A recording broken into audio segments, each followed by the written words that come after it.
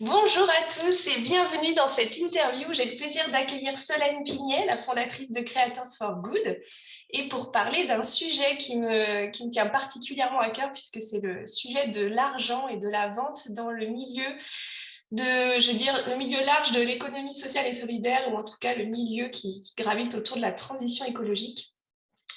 Bonjour Solène. Bonjour Naïs, merci beaucoup pour ton invitation. Bah, avec plaisir. Et pour tout vous dire, j'organise cette interview dans le cadre du lancement tout prochainement, donc le 7 mars, de la semaine de l'entrepreneuriat écoféminisme, pardon, et que Solène va pouvoir vous présenter tout de suite. Pour celles et ceux qui ne me connaissent pas, je prends 2 minutes pour me présenter. Donc, je suis Anaïs Le Siour, la fondatrice de Néo Écolo.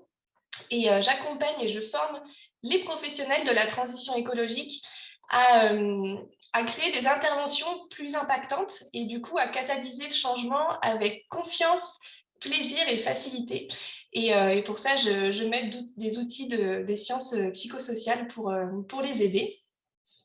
Et je t'invite à te présenter, Solène, et à aussi nous présenter cette semaine qui s'annonce autant en couleurs. Super, merci. Donc, comme tu le disais, moi je suis la fondatrice de Creators for Good, qui est un cabinet de conseil spécialisé dans l'entrepreneuriat à impact positif. Donc voilà, on accompagne des porteurs de projets qui veulent combiner impact sociétal et en même temps pouvoir vivre de leur activité. Je suis aussi l'autrice du guide de l'entrepreneur durable aux éditions Duno. Je ne sais pas si on voit là ça. Oui, c'est Voilà. bon. Qui est un livre en fait qui fait un parallèle entre les principes de la permaculture et l'entrepreneuriat, ou comment voilà, on peut appliquer ces principes-là pour avoir une activité qui soit à la fois respectueuse des humains, de la planète et en même temps qui soit abondante financièrement. La question financière, puisque c'est aussi ce qui nous amène à faire cette interview aujourd'hui, moi, je m'y suis vraiment intéressée pour mon métier parce que ça fait 7 ans maintenant que j'accompagne des entrepreneurs à impact positif et je me suis très vite rendu compte pour ma propre activité, puis pour celle des projets que j'accompagne aussi, que la relation à l'argent, c'est vraiment une clé en fait pour pouvoir avancer avec plus de fluidité. Et c'est un sujet du coup sur lequel je me suis formée voilà, pour pouvoir être outillée sur cette thématique.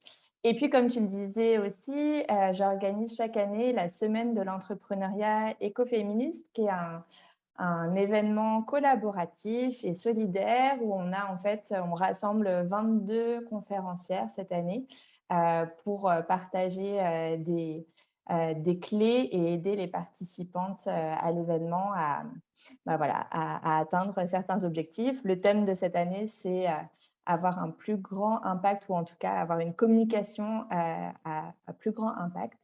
Donc voilà, en gros, quelques mots sur l'événement aussi. Merci Solène, et je vais mettre les informations pour vous inscrire en dessous de la vidéo pour que vous ne manquiez pas l'événement. J'ai l'honneur d'intervenir dans cet événement et je vais justement présenter un outil issu des sciences psychosociales pour vous aider à identifier les vrais besoins de vos clients pour ensuite pouvoir vous sentir à l'aise et vendre avec justesse. Donc je suis très heureuse de pouvoir vous partager tout ça. Et aujourd'hui, on va se focaliser sur ce côté justement autour de l'argent qui est un sujet assez délicat, assez épineux, mais ô combien nécessaire d'en parler.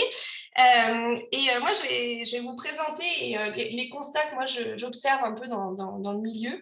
Ça va être notamment pour les entrepreneurs, mais ça marche aussi pour toutes les associations. Hein, ça va être la difficulté à fixer ses prix et, euh, et du coup des prix qui sont souvent très bas. Et la conséquence de tout ça, de ce que je vois, autant du côté des indépendants, des nouveaux entrepreneurs qui font ces métiers-là, mais aussi au niveau du milieu associatif, c'est vraiment des difficultés à être viable financièrement et du coup de l'épuisement professionnel derrière. Et je trouve que c'est tellement dommage que dans ce milieu où on a besoin d'énormément d'impact, que les humains qui prennent ce sujet à cœur soient complètement épuisés au final. Et l'autre constat aussi que je fais, bah, c'est à l'inverse, c'est les clients, enfin les commanditaires qui vont acheter ces prestations, qui vont s'étonner dès qu'il y a justement des professionnels qui osent monter leur prix, bah, de dire bah oui, mais c'est trop cher en fait. Et forcément, il y a tout un historique qui est difficile à lever. Et puis, tout ça, ça résulte après à des difficultés à oser se mettre en avant, à avoir honte de vendre. Et bah voilà, il y a tout plein de conséquences dont on va pouvoir parler. Et, et du coup, j'avais envie de te poser la question, Solène, avec tout le recul que tu as, bah, d'où est-ce que ça peut venir un peu tout ça et puis surtout, bah, comment on peut dépasser ça pour que ce soit plus vertueux et que du coup, il y ait un impact plus grand en fait et que ce soit plus durable. Oui, tout à fait. Alors, il y a plusieurs hypothèses. Moi, celle qui me parle le plus, donc je vais la partager. Et c'est pas, voilà, je ne pense pas que ce soit la seule façon de voir les choses, mais en tout cas, moi et ma lecture, c'est qu'en fait, notamment au XXe siècle, on a vraiment dissocié impact positif et économie traditionnelle, entre guillemets. Donc, il y avait les entreprises qui puisent dans les ressources naturelles et qui détruisent la planète d'un côté, et puis il y avait les anti-associations et autres œuvres de charité qui voilà, s'occupaient des sujets liés à la pauvreté, liés à l'environnement, liés aux enjeux sociétaux. Il y avait voilà, cette dichotomie finalement et une forme d'imperméabilité entre le monde capitaliste d'un côté et j'ai envie de dire les lentilles de l'autre, voilà, Mm. pour caricaturer. Ouais. Et puis, en 1987, donc ça remonte quand même un petit peu, le rapport Brundtland sort et en fait, on formalise le développement durable qui depuis a fait un peu de chemin et où en fait on vient remettre un peu en cause ce mode de fonctionnement en disant que on ne peut pas d'un côté détruire la planète et de l'autre essayer de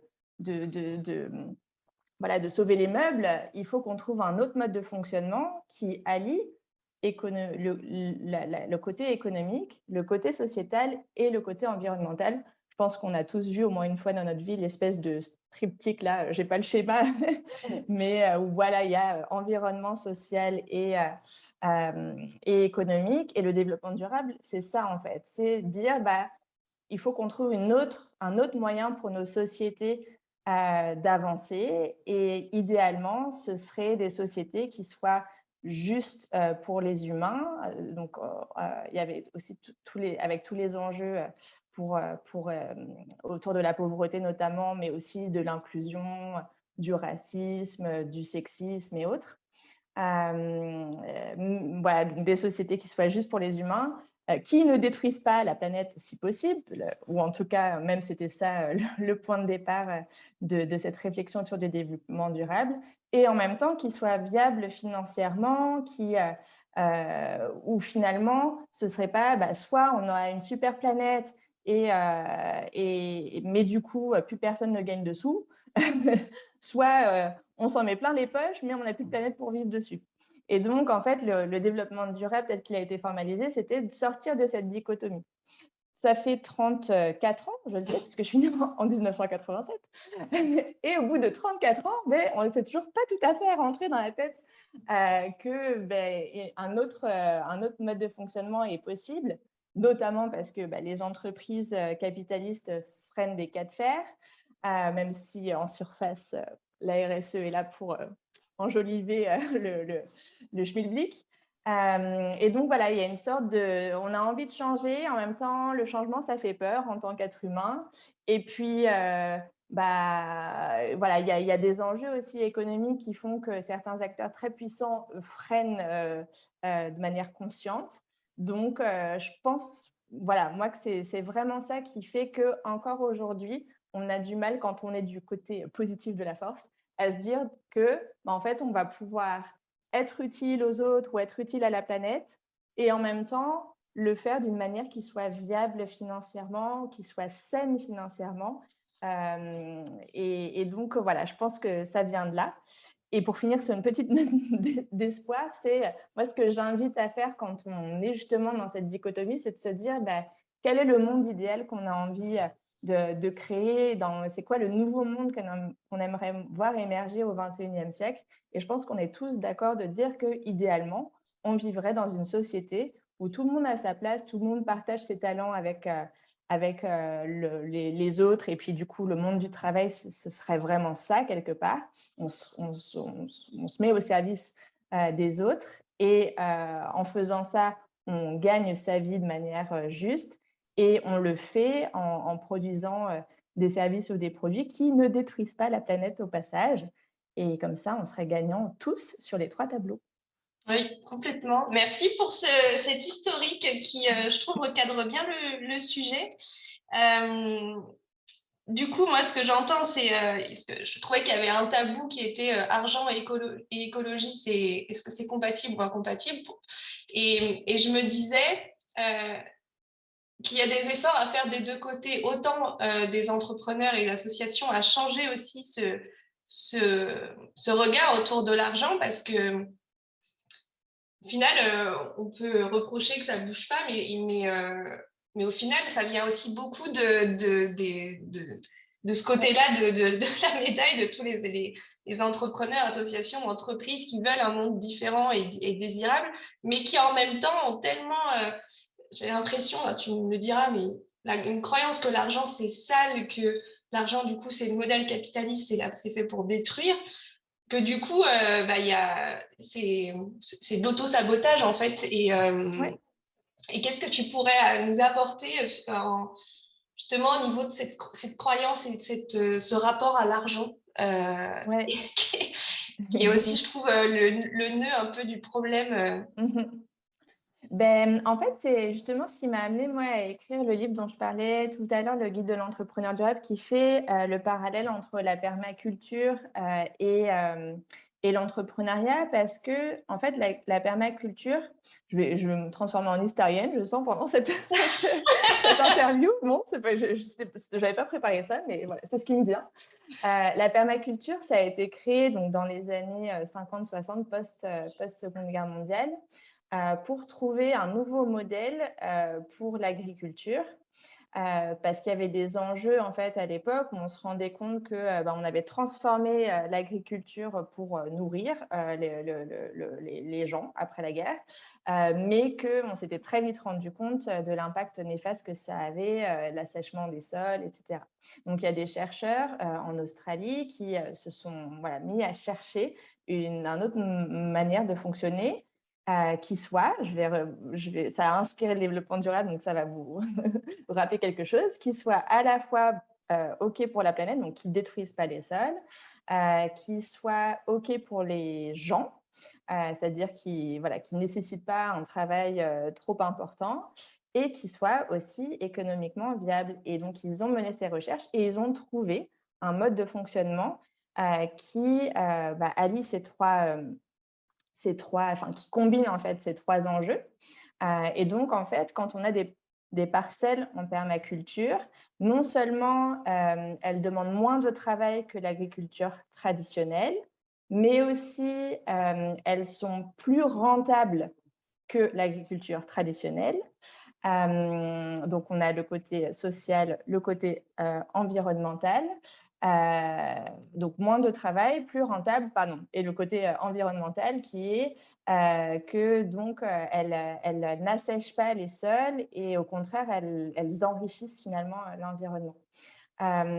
Et ce modèle-là de la permaculture, il est en fait inspiré de la nature. Ils sont allés voir dans des forêts primaires qui sont hyper rentables et où il n'y a pas besoin de travail, et hyper productif, comment ça fonctionne et comment on peut répliquer ça pour l'agriculture.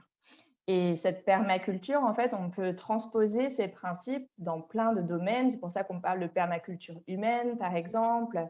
Il y a des modèles de collaboration qui ont été dessinés à partir de ces principes de permaculture. Et donc, on peut aussi les transposer à l'entrepreneuriat ou même à l'entreprise en se disant, OK, en fait, en s'inspirant de la nature et en faisant différemment du capitalisme traditionnel, on va pouvoir avoir non seulement un modèle qui nous permet de fonctionner en travaillant moins. Et je pense qu'on est tous d'accord pour dire que c'est vers là aussi qu'il faut tendre. Donc, travailler moins, ne pas détruire la planète au passage, voire même enrichir l'environnement, et tout en étant tout aussi, voire plus rentable que l'économie traditionnelle. C'est une super vision et je pense que c'est important en fait je trouve pour construire du coup et aller vers ce changement, c'est d'avoir une vision qui porte en fait. Et je trouve que cette vision de la permaculture adaptée au milieu, oui, au milieu professionnel, au milieu de l'entreprise, bah, je trouve que ça donne une structure, un cadre et une vision qui est palpable et qui est hyper importante pour voilà, aller dans cette direction.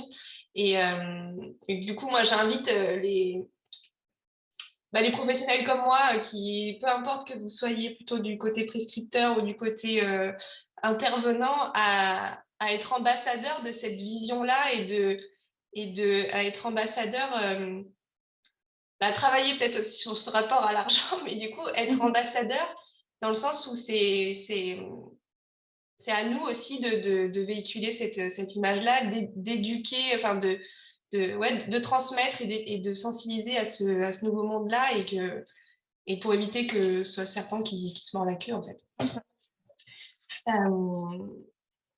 Il y a aussi tout un côté historique que j'ai remarqué.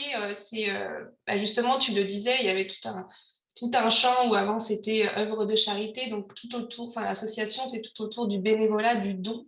Et aujourd'hui, du coup, avec cette évolution, il y a plus en plus de personnes qui en font leur métier et qui sont indépendants, qui sont entrepreneurs et qui veulent justement, c'est des tout nouveaux métiers en fait qui sont en train d'arriver, que ce soit des coachs écolos, les coachs zéro déchet, mais aussi voilà, les personnes qui vont intervenir en entreprise, etc. Tout ça, c'est des nouveaux métiers que jusqu'à maintenant, c'était plutôt les associations donc, qui s'occupaient de sensibiliser.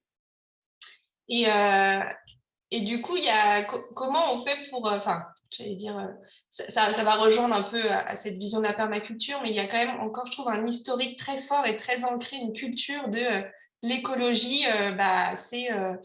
c'est du bénévolat en fait. Et, et du coup, je trouve qu'il y a ça aussi qui vient en plus mettre un peu des bâtons dans les roues, mettre un peu des bâtons dans les roues. Ouais. Après, je pense qu'il reste de la place, en fait, pour des acteurs associatifs ou bénévoles. Et l'idée, ce serait peut-être plus de trouver, justement, quelle est la complémentarité de ces entrepreneurs dont tu parlais ou des personnes qui veulent en faire leur métier à plein temps. Quelle est la complémentarité, mais aussi, du coup, en fait, quel rôle chacun peut jouer pour faire en sorte que cet écosystème il soit d'autant plus riche. Là encore, c'est l'idée de se dire, c'est pas soit l'un, soit l'autre, c'est pourquoi pas les deux. Donc, c'est pas l'écologie ou l'argent, pourquoi pas les deux, mais c'est aussi, voilà, c'est pas soit de l'association, soit du payant, mais pourquoi pas les deux, en fait. Et où est la place de chacun et se dire que, voilà, si moi, en tant que, je ne sais pas, mutuelle, je fais appel à une association qui a des bénévoles. Quels sont les avantages, quels sont les désavantages aussi, puisqu'il y en a forcément. Et versus, si je prends un cabinet professionnel ou un entrepreneur dont c'est le métier, quels sont mes avantages et quelles sont les contraintes liées à ce type finalement de prestataire.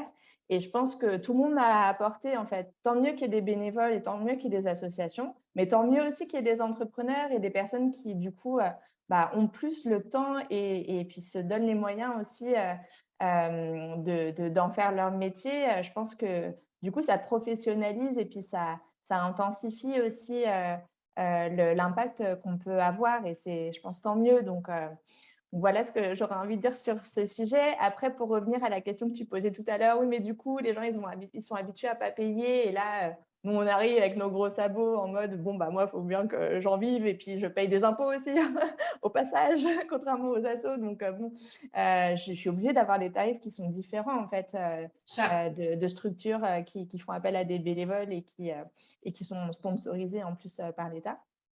Donc, ou en tout cas qui font appel à des fonds publics, etc. Donc, on ne joue pas voilà, au même niveau et on n'a pas les mêmes enjeux économiques. Et donc là, je pense qu'il faut vraiment se différencier et dire, bon, bah, les associations, elles sont très bien pour peut-être sensibiliser, mais moi, ce que je fais, ma valeur ajoutée, c'est que derrière, il y a tout un suivi où il y a ci, ça. Enfin, il faut expliquer en fait en quoi le fait de passer par des prestations, certes payantes, vont en fait amener d'autres résultats et vont en tout cas avoir une valeur ajoutée qui va être différente. C'est ni mieux, ni moins bien, ni je sais pas quoi. C'est juste, voilà, on n'est pas pareil, on ne fonctionne pas pareil, on n'a pas les mêmes enjeux, on n'a pas la même méthode. Et moi, ma méthode et ce pourquoi ça vaut le coup d'investir, c'est telle et telle et telle raison. Merci. Merci parce que c'est vraiment ça qui se passe et je pense que c'est important. Ouais, je suis vraiment contente de faire cette interview parce que c'est vraiment un sujet dont il faut parler. Et j'aime beaucoup cette notion de bah, c'est oui et pas oui mais. Enfin, il n'y a pas ce côté on est concurrent et justement incarnons ce nouveau monde qu'on veut voir et du coup voyons plutôt les complémentarités et même ce que ça peut faire ensemble, en fait, carrément, plutôt que des fois aussi se séparer, plutôt faire ensemble.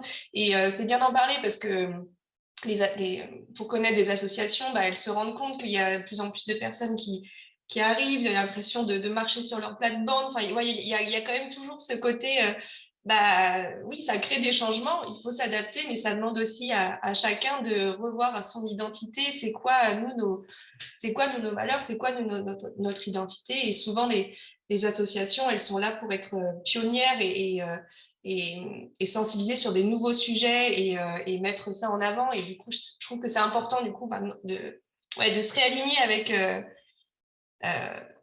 notre unicité, C'est notre ça, et l'idée, identité. c'est que dans cette diversité, que chacun soit en son plein potentiel. C'est ça. Et c'est ça aussi qui amène la collaboration ou le fait de sortir du mode compétition. C'est de se dire, bah, chacun a sa place et c'est tant mieux en fait, parce que du coup, on va pouvoir s'affirmer d'autant plus et être et avoir voilà, exploiter son plein potentiel. J'ai pas d'autre Ouais, façon ouais, d'expliquer. ouais. Non, non, c'est que c'est super.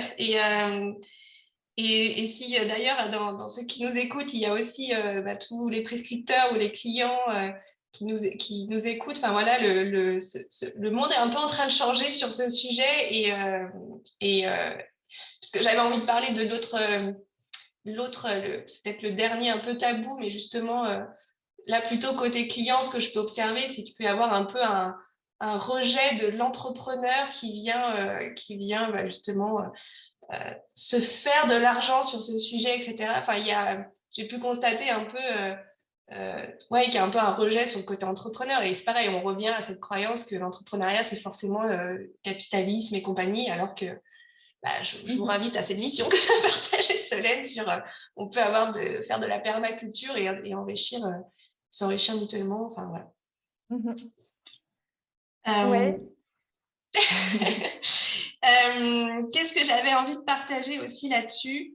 Ben, je pense qu'on a fait pas mal le tour et touché un peu le nœud du problème et je trouve que j'avais vraiment envie de retenir cette vision que tu partages et sur laquelle on peut se raccrocher et du coup surtout oser en être ambassadeur et ne pas du coup essayer de s'aligner sur des choses du passé, des fonctionnements passés, parce que ce qui se passe souvent, c'est que les entrepreneurs se calent sur les tarifs des assos et le mode associatif, sauf que bah, comme tu l'as dit, c'est juste pas les mêmes enjeux économiques du tout.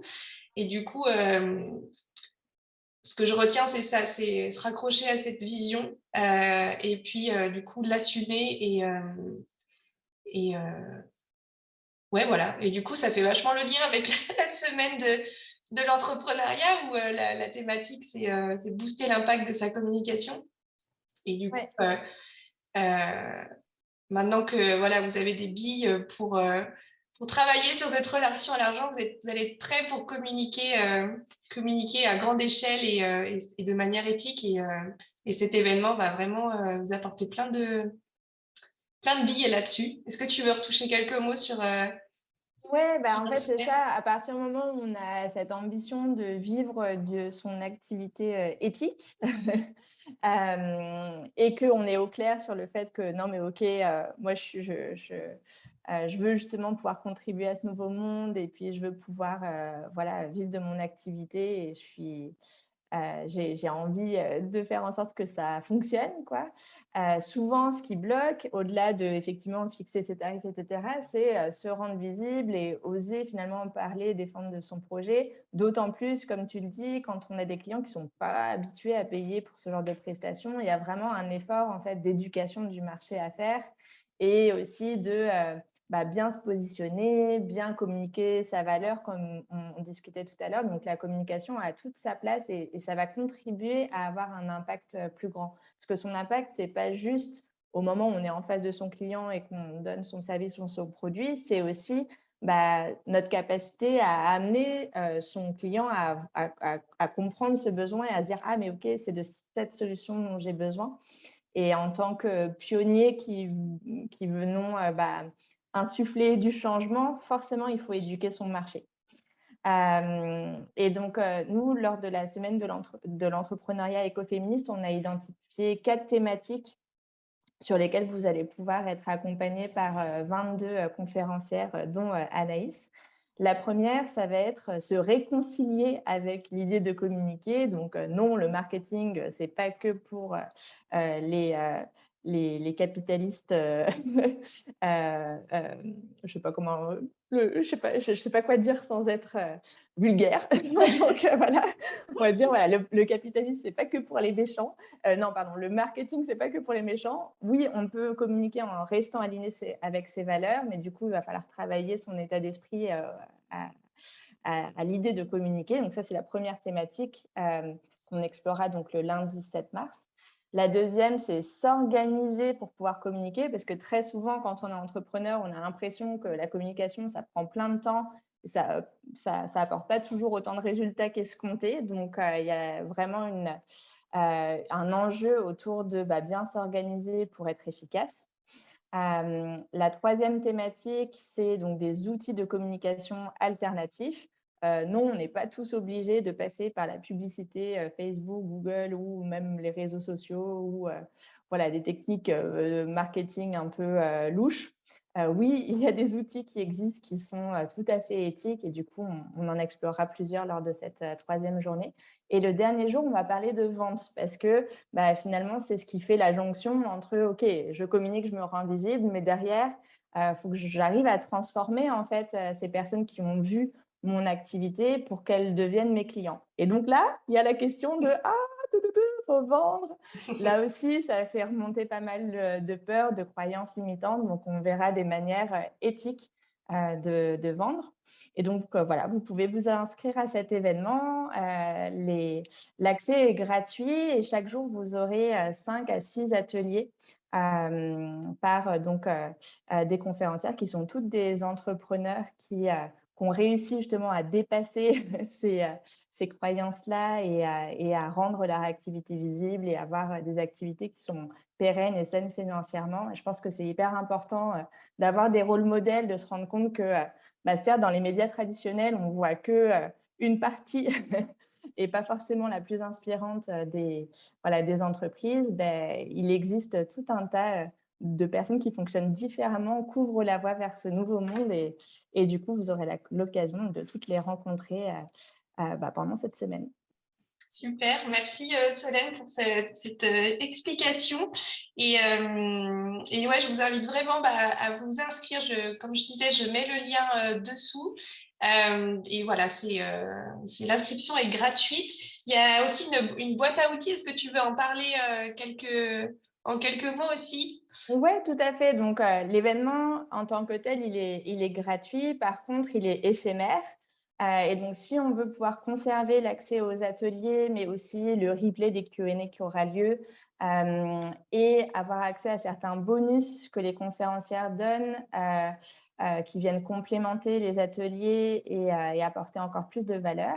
Il y a donc à la vente une boîte à outils qui contient donc tous ces éléments. Et la raison pour laquelle on la met en vente, c'est que ça nous permet, nous, de rémunérer en fait les personnes qui travaillent à mettre sur pied cet événement, qui accueille plusieurs milliers de personnes gratuitement. Donc, c'est toute une infrastructure, rien que informatique, pour faire en sorte que, voilà, que ça se passe bien pour tout le monde.